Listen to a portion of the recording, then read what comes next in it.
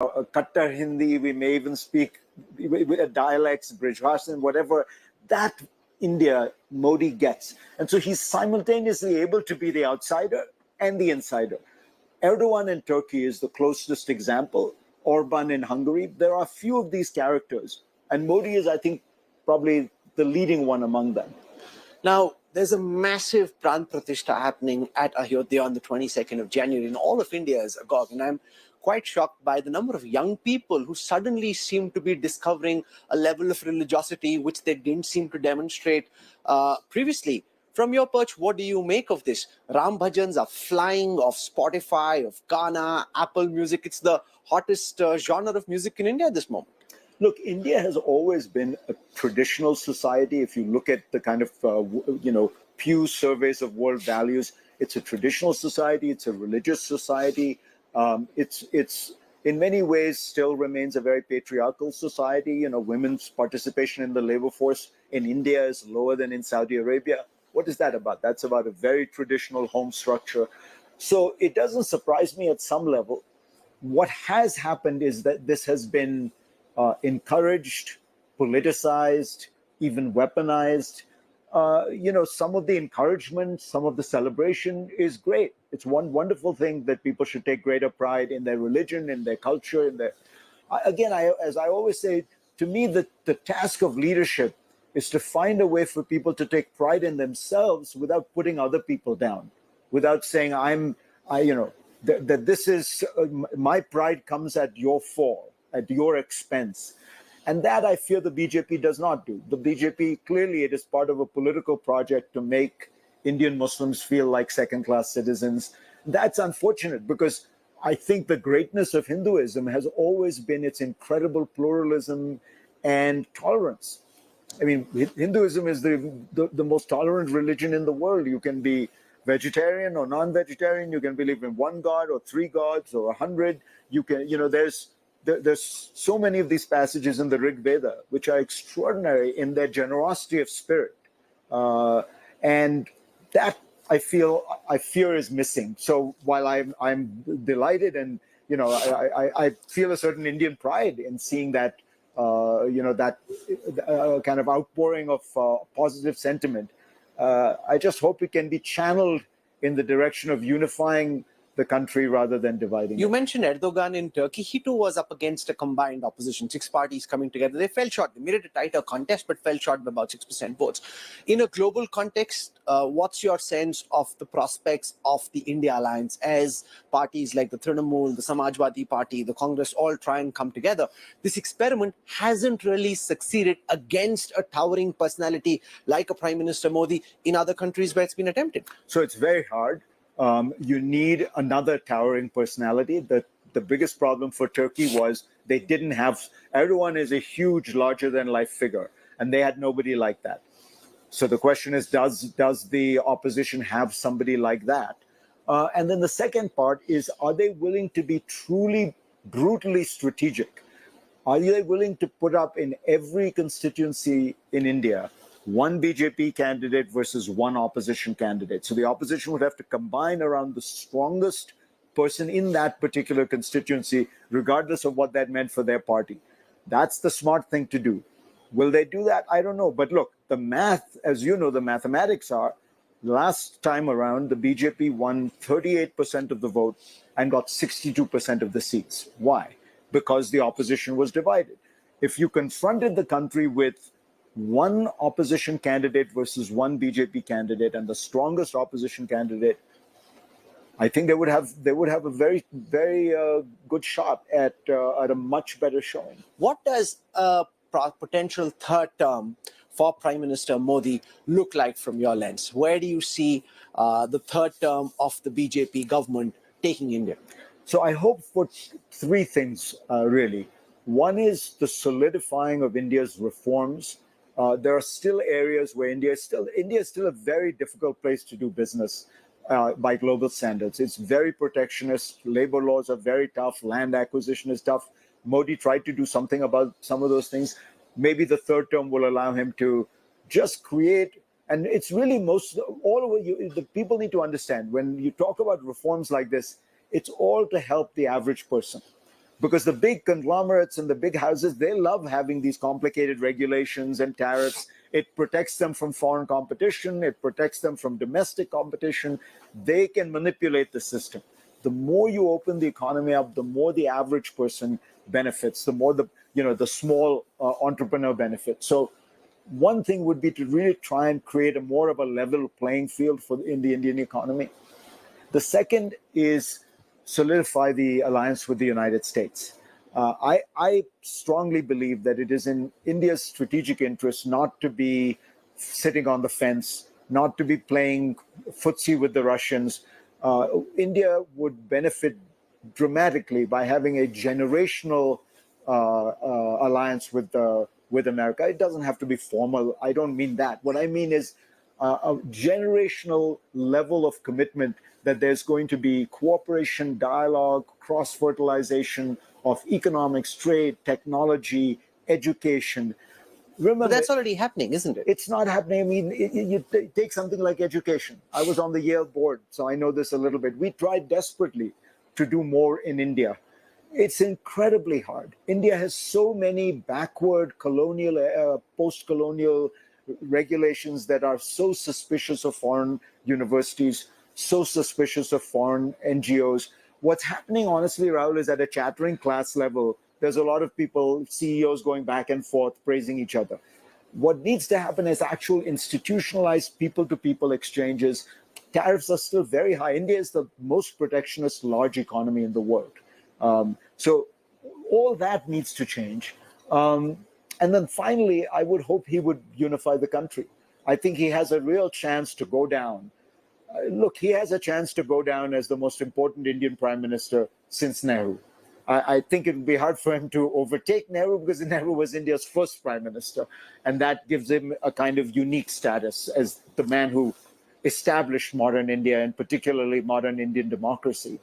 But he has the chance to leave a very powerful legacy. But in a global context, if you go back in time as well, where does Modi stand in the pantheon of global leaders going back in history? So Modi has to. That's where I think that Modi so far has played his hand well. He's shrewd. He manages to to take advantage of situations well. He gets on well with other leaders. But what is his vision for India? Where does he want India to go? Where does he want it to be? And what I'm saying is, I think India's destiny lies in being at the forefront of the democratic world, of the world of order, not disorder, of the world of a rules-based international system, of open societies, open politics, open economics. That is where there needs to be a greater push in that direction. It can't just be that you play your hand well. That that doesn't put you in a pantheon. The people who are in the pantheon have vision. Okay, let's switch for a moment to the Israel-Hamas conflict.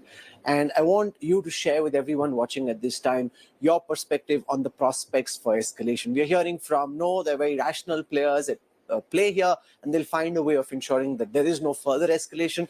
To the other side of the spectrum, which seems to believe that escalation now is inevitable. I don't think it's inevitable. I don't think it's inevitable, but I'm very worried. Look, Hezbollah and Iran have generally been fairly careful, cautious players. What they do cleverly and surreptitiously and under the table.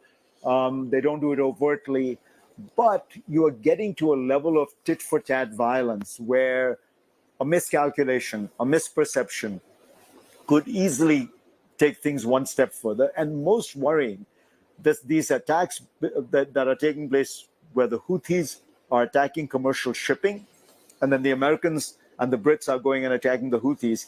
This has a very dangerous feel to it, because I understand that the impulse. The United States, again, is trying to act as the kind of global policeman and say, look, you can't stop all global trade that goes into the Red Sea. That is, that's one of the two vital choke points of traffic in the world. I mean, India's energy comes from there. On the other hand, to get into a tit for tat with the Houthis just feels like you're going down a dark path. The Saudi Arabians went down that path for 10 years. They bombed the Houthis. They got the UAE involved. And those guys, these are classic terrorist militia bandits. They always live to fight another day. They're launching asymmetrical operations. U.S. says we're going to destroy their capacity to wreak terror. I mean, what their capacity? You're talking about $2,000 drones, maybe sometimes $500 drones that are being launched, using an iPhone. How are you going to stop people from doing this? So, it's a dilemma. I understand why the U.S. is doing what it's doing, but I'm very worried that it can easily, it can get to a point where the U.S. feels like it's not winning. So now it has to do more. And then the Houthis keep surviving, and then the U.S. keeps doing more. And where do we go from there? The U.S. will have gotten itself involved in a war in the Middle East, where at the same time it's involved in a war in Ukraine. So we'll come to Ukraine in a moment. How long do you see the Israel-Hamas war go on for? It almost seems as if Benjamin Netanyahu wants this war to go on for as long as possible. And the US, even though they're making the kind of noises that they aren't bearing down to get him to stop. I agree. I think Netanyahu may even benefit from the war expanding because it becomes more complicated, more dangerous, not a time at which you can have a change of government, not a time at which you can have elections. It's a very cynical strategy that Netanyahu is employing. What should happen is there should be a cessation, largely of military operations in Gaza. Look, they've destroyed 70% of all the buildings in northern Gaza. How much more can you destroy? What they really should have done from the start was targeted operations at the leadership, whether they're in Lebanon or not. Go after each one, hunt them down, kill them. That's what's going to have an effect on Hamas. Destroying the entire infrastructure of Gaza actually benefits Hamas because it radicalizes the population. For every neighborhood you destroy, surely you're going to have created a couple of hundred radicalized people. So the whole strategy seems to me misguided. They should stop. They should have a ceasefire. They should go after the Hamas people in a more targeted way. But will they? No. I mean, I think that they say they're going to de-escalate, but I suspect that this will go on for a while because it's not in the Israeli government's interests. It's not in the prime minister's interest to end it. Now, 83 national security advisors were in Davos to talk about a potential Ukrainian peace plan.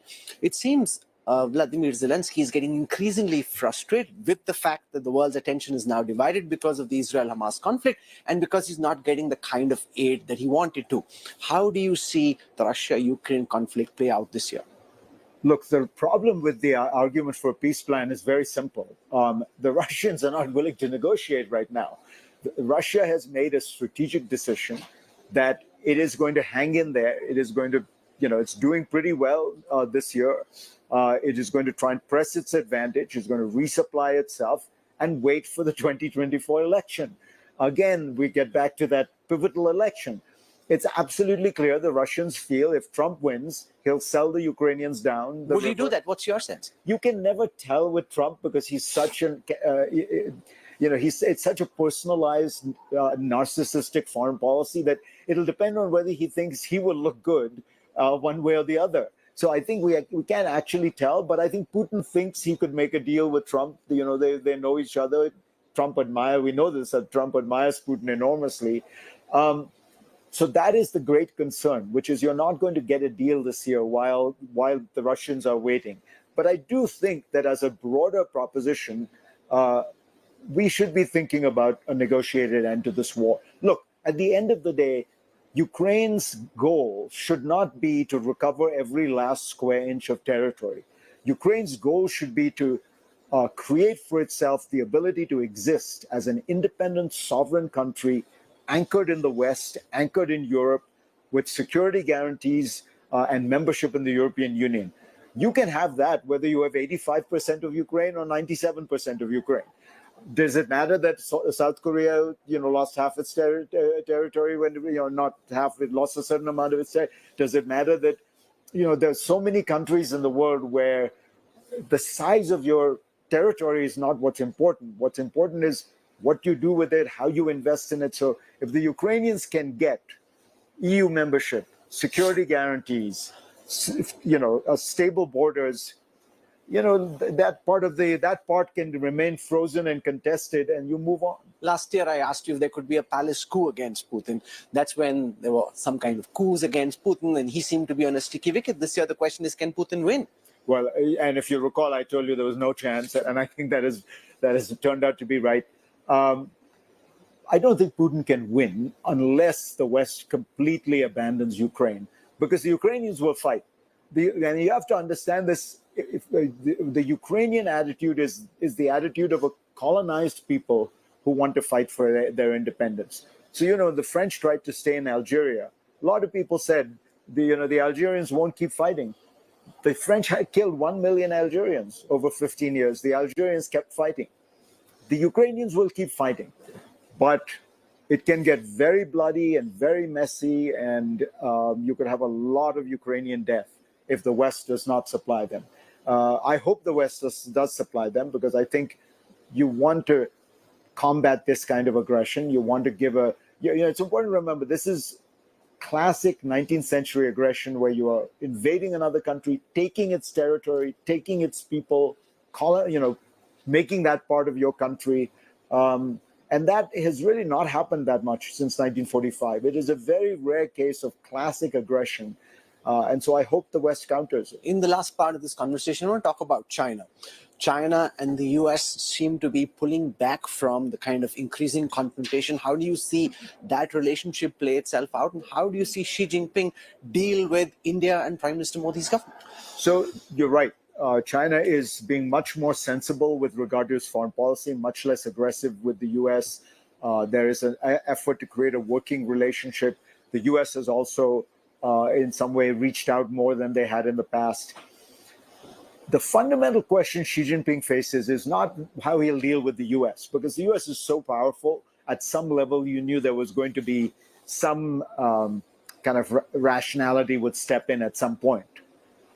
The question is, how will he deal with India, with Japan, with Australia?